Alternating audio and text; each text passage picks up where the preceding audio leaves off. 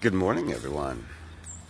So today is the 15th of February. It's the day after Valentine's Day. And my family and I, we just recently got back from a vacation. We got a chance to go out of town. We went to Florida, went to Orlando to Disney World, Epcot Center, Magic Kingdom. And, it's the first time that my wife and daughter have been to Florida. Now, I've been there when I was in the military, but I've actually never been to Orlando, so that was something new for me as well. And we stayed at the Tuscany Village, the Hilton Tuscany Village in Orlando. It was absolutely beautiful, absolutely was. And we got to see a lot of things that are definitely different from our normal day-to-day stuff, and that's one of the most beautiful things is getting to try different foods, see different things, and the experiences that you have from that. Those are things that can, honestly, sometimes it can last a lifetime, the stuff that you pick up. And then on the way back, we stopped in southern Mississippi, in Biloxi, Mississippi, and right off the Gulf. And the hotel room that we selected, we got the fourth floor, so we can overlook the beach and everything. And we woke up Friday morning, and we all did a photo shoot out on the beach. We basically all were in like all white. Rachel, she had this really, really beautiful kind of floral pattern dress. And Jennifer looked like a damn goddess out there, just all white, this long, flowy, all white dress. And she and I took a picture together, and that's going to go up on our wall, man. Because the way that she and I are shining in that fucking photo, man. Like, we were so in our element, and I miss the sea. I miss the water so much. When I was in the Navy, I was on 3 ships back to back to back, and 6 straight years, and so I spent so much time out on the water. When my oldest son Vincent was born, the first basically 4 years of his life, I was in the Navy, and half of that time I was gone, like legit. Like I did the math one day. I was like, based on the little short 2-month underways and the 6 weeks here, and the 4 months there, the 5 months here, like 2 years, man. Half of his early life gone. And I loved being out on the water. I didn't really like being away from my family so much. There were times in my previous marriage when things weren't going the greatest, and I actually did enjoy being out to sea. It was something that was kind of a sanctuary for me, especially out on the open ocean. If you have never taken a cruise or never been out on like the deep sea kind of thing, where you pan around and there's nothing but water all around you, that's a different experience in itself, because one, it is, oh my god, like when you're in the middle and there's nothing, no land. You just got the sky above, the water below, and that's it. For some people that can be anxiety filled, and for a lot of people, they don't do well. They're like, I ain't looking at the water like that. But for me, it was one of those things where, like, the only thing that can really give us an understanding of the vastness of our own being, the vastness of our own soul, is the sky. And so we get all of these different metaphors, especially when it comes to consciousness, about how the sky itself is our consciousness, and the clouds that move past are just the thoughts moving through our consciousness. And when we talk about the ocean, when you get into the depths of the ocean, you're starting to talk about the depths of, the psyche. You really get into the aspects of mind, and a lot of symbolism comes through emotions and things being with the water. And so getting to be out on that beach and looking out, I this the smells and the sound of the seagulls and everything, like all of those things, it's such a visceral and sensual experience that I haven't gotten to have in several years. And I miss that.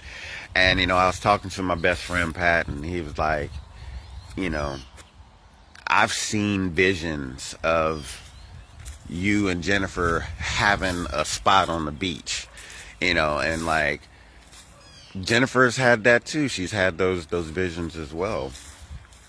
And I know that I have had visions, especially in Croatia. Like that's still the thing. That's still the that's still the idea for me. The Blue Jays are chatty today. Hi. I don't know if you've ever been around Blue Jays, man. They loud. They are so loud. We have multiple bird feeders in the backyard, and I laugh sometimes, man, because they like come in, and we'll have like doves and starlings and chickadees and a bunch of other finches and all kind of stuff in the yard. And then here comes this loud ass blue jay, just and they just scatter, dude. And I laugh so much because doves are skittish, they just skittish anyway. And as soon as they take off so loud that it scares all the other birds off. But when we got back, we had to go grocery shopping. Cause you get back and you're like, I gotta throw out some stuff in the fridge, especially, been gone a week. And, we were going around to the different stores to get the different things that we needed. And when we were in line at one of the stores, this older woman, matter of fact, it was at Walmart, this older woman, her card wasn't working. It kept getting declined.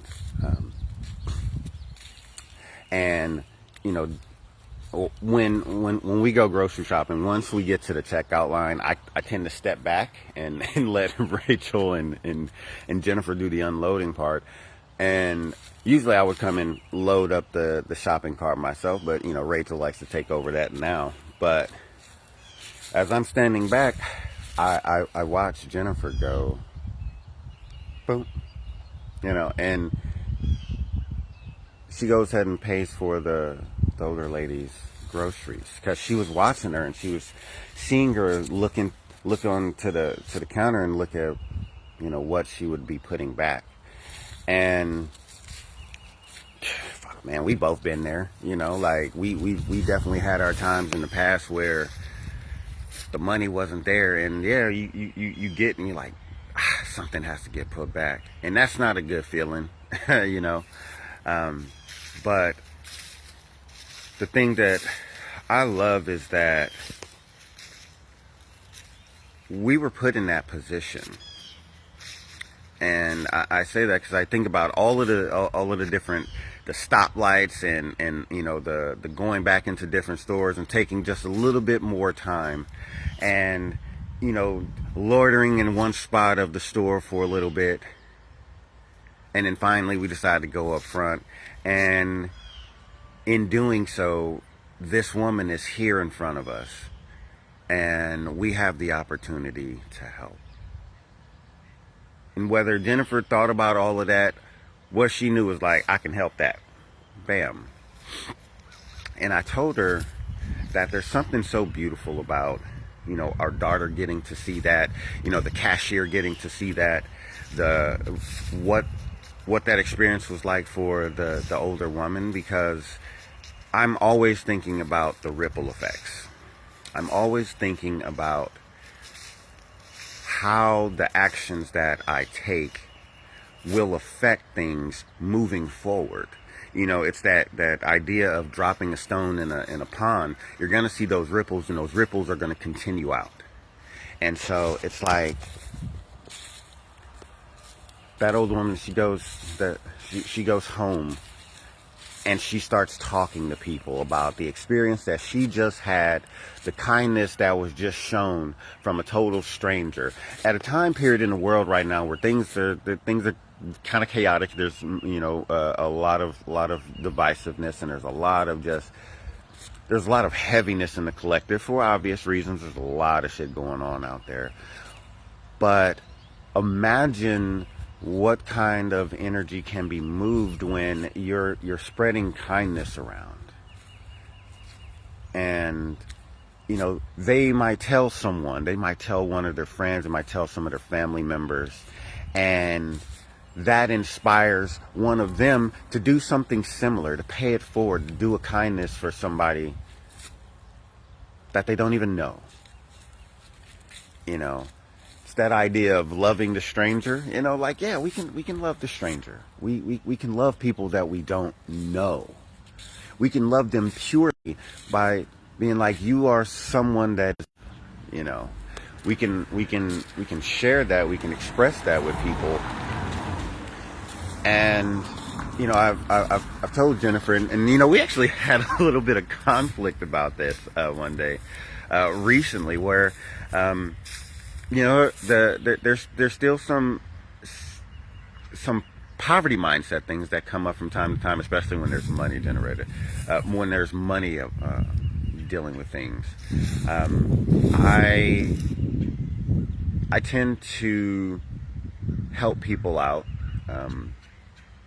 I don't. It's nothing public, but I tend to help people out financially fairly often, and I do so based on the feeling that I get when I'm asked.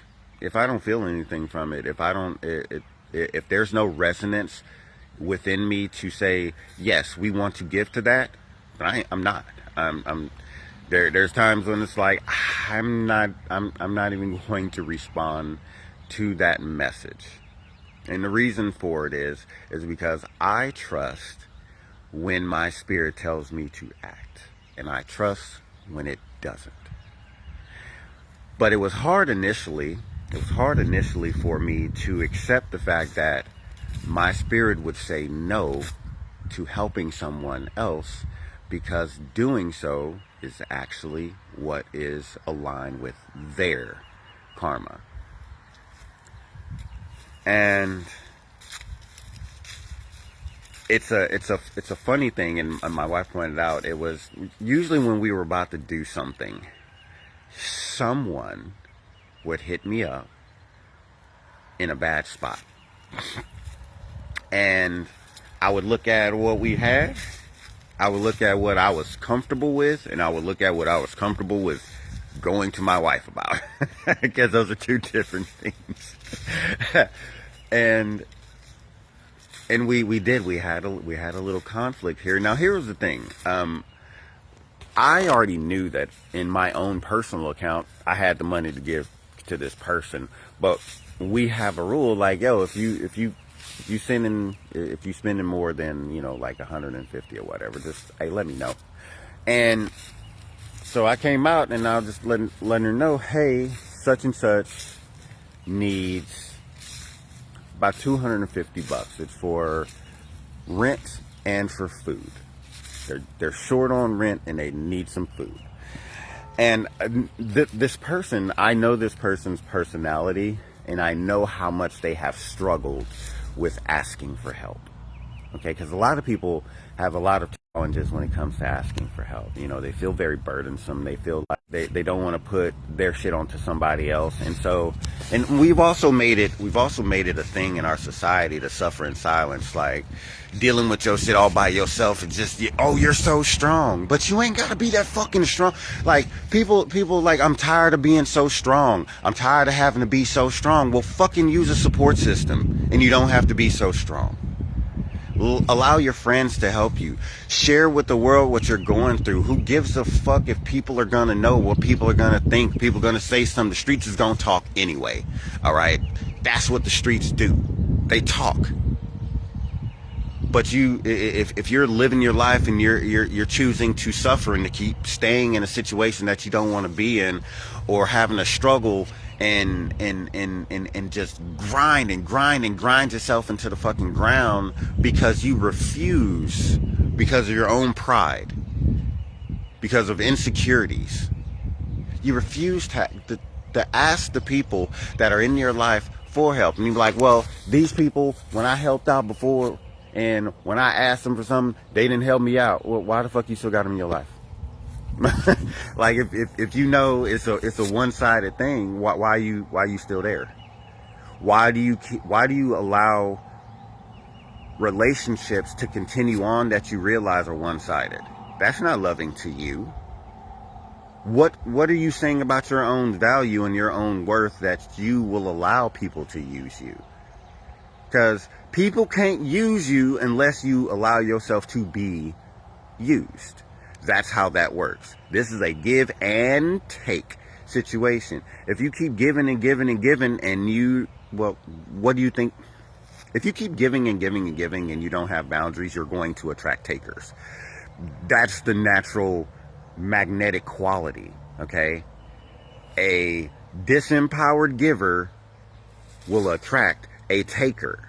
That's why there's so many empaths that attract people with kind of narcissistic tendencies. Not saying that they're narcissists, but they have those tendencies because that's the matching puzzle piece for a disempowered empath.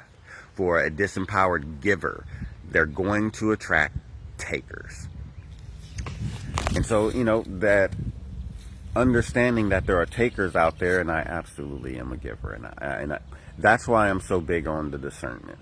Like, if I've had friends that have reached out to me asking for $50, and in the message I can feel their heaviness. I can feel the shame that they feel just for having to ask. That's real, okay?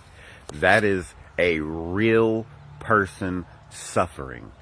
A person that is doing something in spite of how it makes them feel because they need help. Yeah, dude, I got you. Okay? Like, don't even worry about it. And in the middle of the discussion that we were having, my wife was saying that in her head, none of these people ever pay me back. Now, here's the thing. I genuinely tell people these are blessings. You do not have to repay a blessing in my eyes. That's my thing. Because I know no money comes into your life without God. Okay? I know that all money comes from God. Regardless of how it gets to us, that's where it comes from. And so I know that I may not receive the repayment back directly from this person, but I'm not asking for repayment from that person. Know that the repayment is going to come somehow. It's going to come from somewhere, because that's the law of reaping and sowing, man. Like, what you get, what you give, you get. And so I know that if I'm giving freely, that I will receive abundantly. It's going to come back. And as we were having our conflict, I'm like, yo, look around. Like, what? Like, look around. Look at our life right now. Are you trying to tell me that we ain't been repaid back for the good that we done put into this world? Look at the damn life that we have. Look at everything that we have around us. Look at how we feel. Like, people don't understand, like, the abundance and the repayment and everything, the way that it comes back. You know, like my daughter getting extra, you know, like chicken strips on her plate when she ordered like a 6-piece, they give her like a 12. That is a repayment of abundance. That is a blessing coming back to us. And just one of those ways that people just overlook. Oh, somebody miscounted. That's a blessing, dude. It's more than you need. The very definition of abundance is having more than you need. If you ordered this amount and they give you this amount and that's more than you know you can do for you, that's a blessing. That's abundance. Like, we made that the definition of what abundance is to be something that's we really narrowed our understanding of what abundance is. You know, we can have an abundance of joy, we can have an abundance of friendship, we can have an abundance of love, we can have an abundance of fellowship, we can have an abundance of community. You know, it's not just money. You know, absolutely, that's probably the main form of abundance that we know in our world right now. When, you know, for the longest time it was actually seeds, like literal seeds to grow food. That was the first currency. You would exchange seeds and stuff because that's how you would feel, that's how you would feed your family, that's how you would take care of your community and everything. And that's one of those old world things that still actually works in a lot of places. There's still a lot of places that do a lot of bartering and stuff, and I love the country just because of that, because the bartering system is still alive and well. Hell, with my own books, I'm doing trades and stuff for my books. You know, somebody's gonna send me some of their art and I'm gonna send them a copy of my book, you know, because that is a fair exchange to me. You know, something that you created for something that I have created. Absolutely, man. I will trade you for that. I put in 2 years of my life into that book. I understand that. But I also understand that the ability to take something from the realm of mind and take the time and have the discipline to bring it into the world of form, that is special. And I like celebrating that. And I like celebrating those who have chosen to put their stories out there. And if you do have this story that's inside of you, or book that's inside of you in your mind or something, and you want to put it out there to the world, please do so. You know, the world needs your words. You wouldn't have the desire to put something out there if there wasn't somebody out there to read it. And, you know, my friend Eric, he's in the process of writing a book, and I told him, I was like, dude, get it out there. Okay, the world needs your map too. I put a map out there for people. Like, this is the way of the modern traveler. That's what it is. It's a map for people to help find themselves in the world. Because it's hard. It's real easy to fucking find yourself in a mountain. It's real easy to fucking find yourself in a cave somewhere, or an ashram somewhere off in when you ain't out in the world. But it's a whole nother thing to be out here in these streets, be out here in the world, in life, and having a family and everything, and still finding yourself. Okay? And that's the goal. It's like, what can I do? How can I help everyone? Well, I'm going to find all of these different things. I'm going to find all of these different teachers, and I'm going to test out what they were saying. And I'm going to take notes, and then I'm going to live that. And I'm going to show people in my own life what happens when you do the work. What happens when you choose love every single time. What happens when you recognize yourself as a child of God?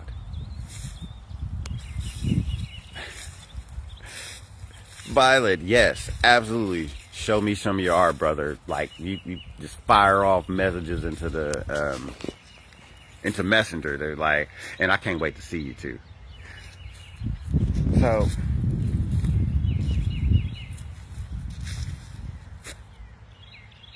I'm wanting everyone to share whatever they have, share their stories. We've made this false belief that people don't want to hear what we have going on. Now look, it's one thing to just constantly be complaining. That actually doesn't help. You're just slogging negativity into the world. But you can share, this is the situation that I'm going through. This is what I've been through. This is to make it pass. This is what I learned from those things.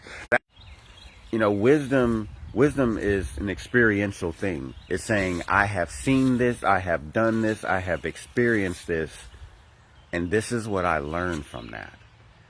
When I talk to my daughter all the time, that's one of those things, like when she's having different challenging situations, it's, what did you learn? Yeah, okay, cool. And she does the same thing. Oh my God. As a parent, man, you're never sure if your kids are actually paying attention to you and they hear you and everything. But look, when they sit down with you, when we had this yesterday, we were sitting down at Dairy Queen and got to listen to our daughter talk about how she is with her friends in one of the conversations she was having with her friend. And our daughter holds her friends accountable. Okay. She'd be like, no, that's not okay. That, and I love that about her.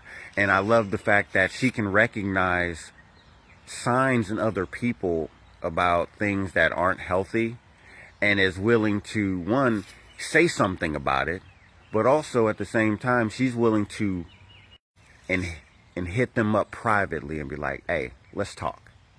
And then she'll tell them yo, look, I, if you don't feel like you got anybody to talk to, you can come to me for sure. And I know you can talk to my parents. The fact that she says you can come to me and my parents and we will listen, that makes me more proud than any fucking thing in the world, because I recognize that there are a lot of children out here in this town, in this world, that do not have parents that are at a stage of healing that we are, that are not as informed as we are on life and on the human body and on the human mind and on emotions. I recognize that. I recognize that we provide a service by just being here. And it's yo, I want you to tell your friends, we're surrogate parents, dude. We you can come here and we're gonna treat you like one of our kids, and we're gonna talk to you like one of our kids, and we're gonna help you with whatever you got going on to the best of our ability. I'll give you my perspective. I ain't gonna tell you that what I'm saying is the absolute truth. You can only know that for yourself. But real recognize real, because that's what it is. The greatest part of us is absolute truth. So when we hear it, we know it, we feel it, it resonates inside, part of our nature.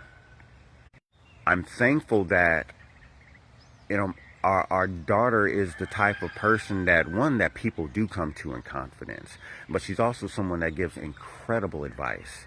I've heard the advice that she's given to our older son, to her older brother. She told him one day, look, no, regardless of whatever's going on, you got to think about how it makes you feel. It's how does it feel to you? If it don't feel good, don't do it. Baby girl. Okay. That's, what I'm saying? That's wisdom right there. And we have a, we have a note from that Rachel wrote her mom, I don't know, probably 5-6 years ago or something, maybe longer than that. But she was telling her something in there, and after she said it, she was like, yeah, no, don't do that, because that doesn't feel good. And then it was just that's my kid, man. This idea that we pay attention to our feelings. We listen to our feelings. We talk about our feelings. We get them out, okay? Because that's the only way that we can keep flowing with life.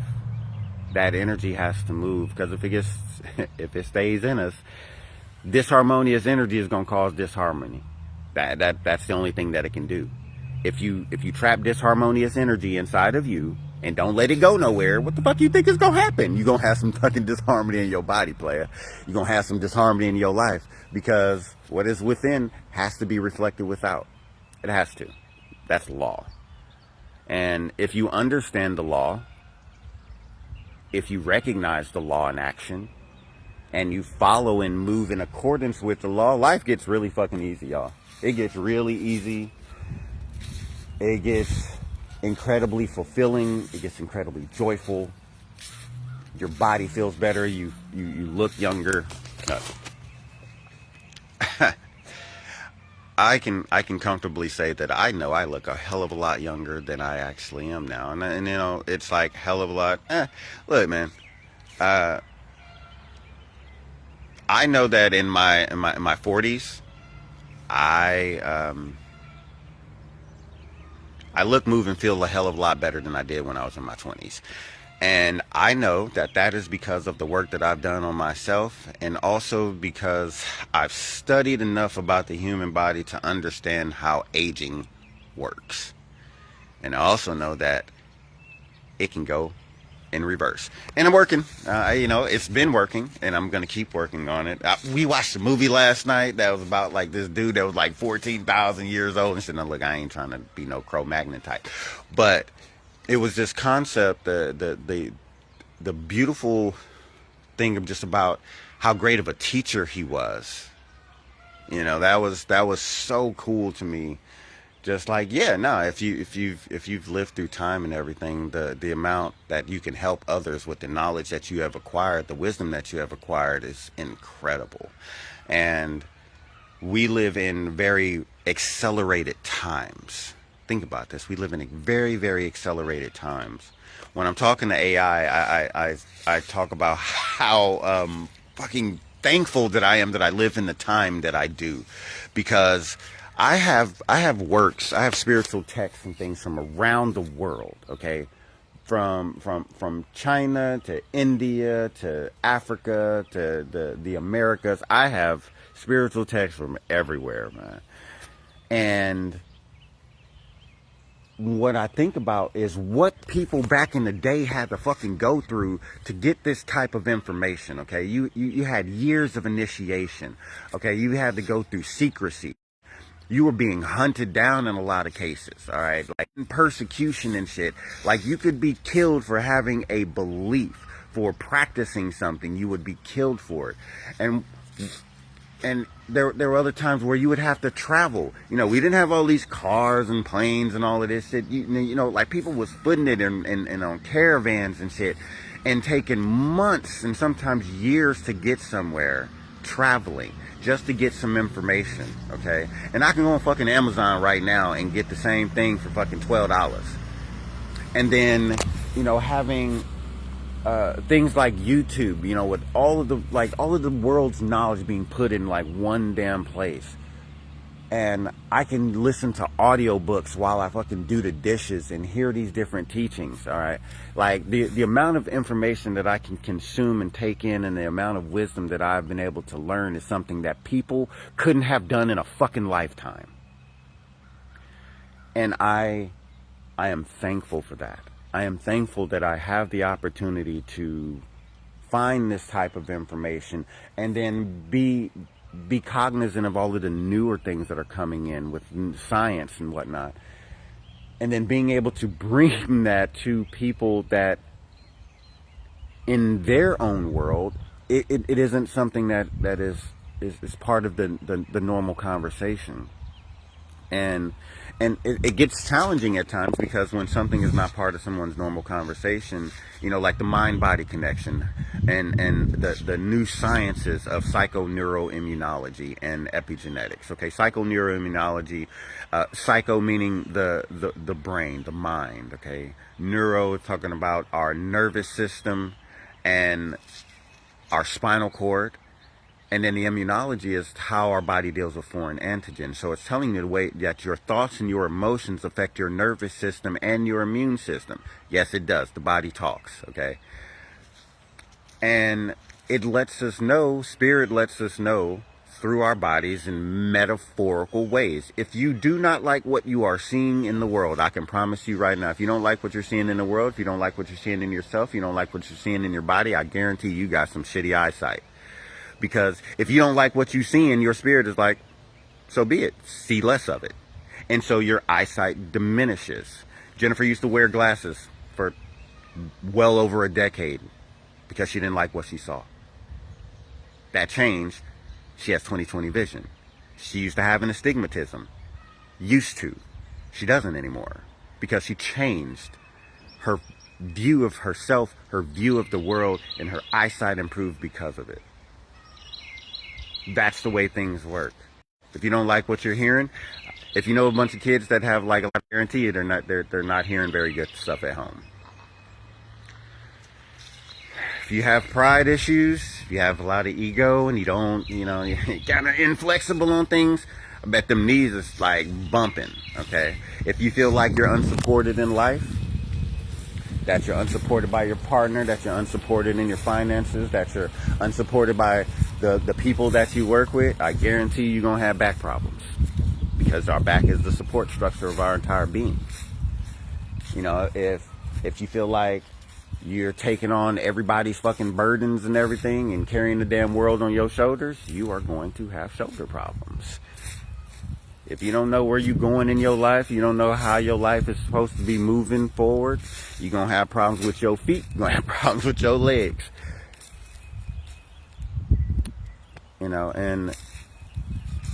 But when you first start talking to people about that, they have mental blocks that prevent them from seeing the clarity in that. And they say it's bullshit, But it's like, you can say that, but I know I've cured myself of some shit that doctors say can't be cured because I learned this type of information. So you can say what you want. I'm going to tell you what I know. And I know it because I've experienced it. I know it because I've done it myself. I know it because it's something that has been experiential for me. If you don't experience it yourself, you don't know that shit. Should have known better. I knew better. Nah, you didn't know better. You thought differently, but you didn't know better. I've asked people, and since it's Sunday, do you believe in God? Or do you know God? You see, there's a difference there. Belief requires doubt. Like, there's a lot of people that believe in God. They go to church. They go to their synagogue. They go to their mosque. They go to wherever their place of worship. And they believe. But they don't experience God. And so they don't know God. But they believe, and belief is very important. It can carry you through, that faith. But it's the knowing, and the Gnostics thing talking about gnosis is about experiential knowledge gained, And so being able to feel the presence inside of you, that's an experiential thing. That's a knowing of the presence of God. And when you have that, that's salvation, right? When you can feel that love and the stillness and the peace.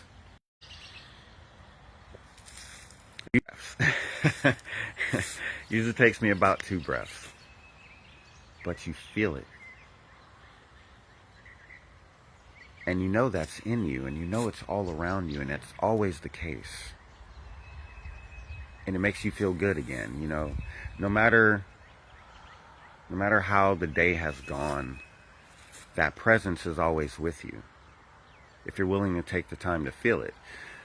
In my home, on our north-facing wall, so this is the north. So on our north-facing wall, when you go into our house, I have a chalkboard paint with affirmations all over that north wall. Okay, and there are so many things that are said up on there that I have seen show up in my life so many times. Some of our friends' children, they have their names up on the wall. I have them also put affirmations up on the wall. Yeah, say that you're beautiful. Say that you're strong. Say that you're smart. put that in your own writing, because they need those messages. And when they come over, you got a reminder right there. You know, every time I see one of my friends' kids or whatever, our daughter's friends, the first thing that I say to the girls, hey, beautiful. I want them to know that they're beautiful. And I tell them I love them before I go. That message is something that I know is helpful, because a lot of times they don't feel that way. They don't feel smart. They don't feel beautiful. They don't feel these things because of insecurities, because of people around them that don't have the they don't have the eyes to see, you know. And they're not in very healed places, and so they say hurtful things, and kids take that to heart. They take it to heart from their friends. They take it to heart from their family, you know, and they'll hold on to it. And if you don't heal that stuff now, you're going to respond the same way the rest of your fucking life. There are a bunch of grown-ass people that are walking around still responding to situations the exact same way that they did when they were a kid, because they never healed. And so emotionally, from that position, they're still a child that just happened to grow up. But their mentality is still that of a child. And that's why we have to heal. That's why we have to empty ourselves of everything that does not serve, that is not helpful, that is not loving, that is not relevant for our life now, that isn't true. We have to let it go. Because if we don't, Carl Jung said that if you don't get control of your unconscious, it will rule. If you don't recognize what is in there, if you don't go in there and sort through all of that, your unconscious mind will rule your life, and you will call it fate. And so many people do. So many people be like, they think God is testing them. God ain't testing you, man. God don't test people. That's not what that's not how that works. God observes us and gives us whatever the hell we are asking for in our being. Okay? And our being, our I am, is constantly projecting its creator vibes through whatever field of bullshit we got going on around us. If we got a lot of limitations and a lot of disempowering things, well, our I am presence is going to project through all of that little field of bullshit, and we're going to fucking see that bullshit come back in our life.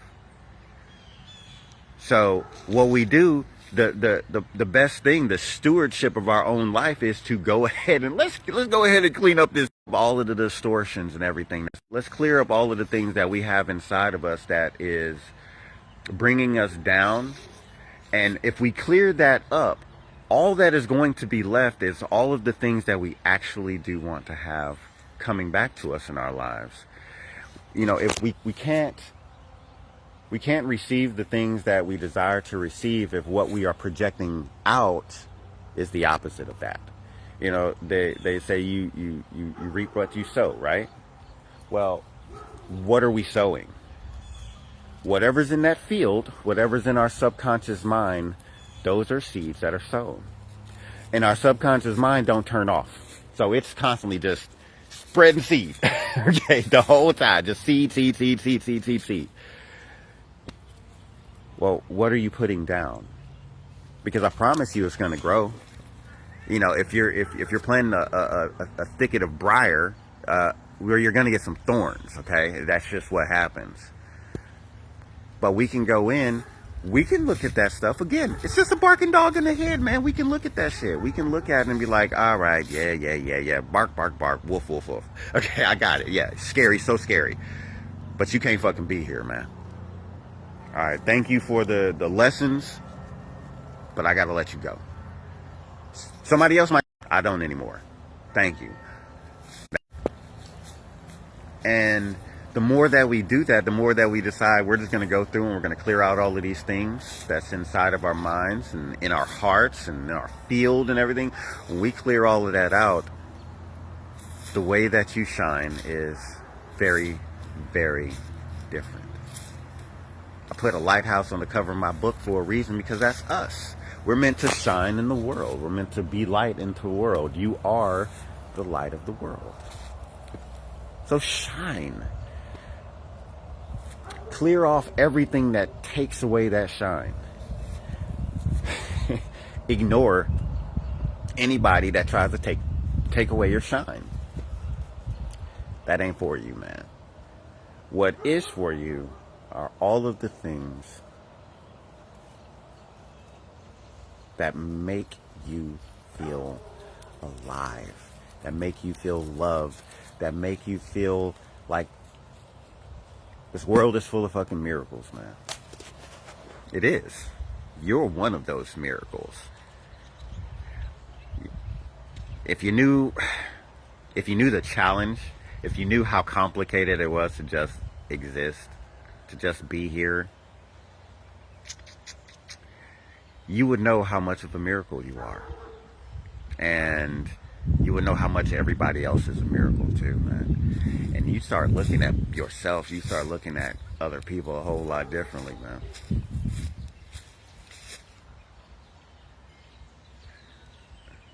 I just saw my wife, and I'm gonna go spend time with her. I love y'all.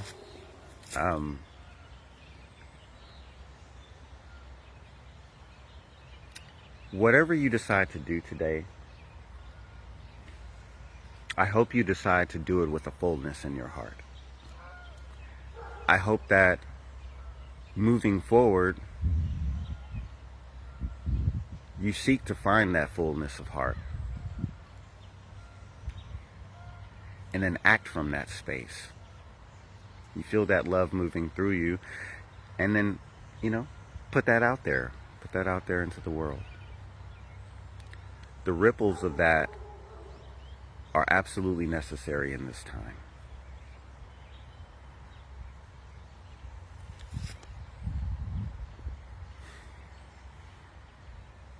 I love y'all. And you are so welcome for these words today. I'm glad to be able to be here with y'all. Be kind to yourself.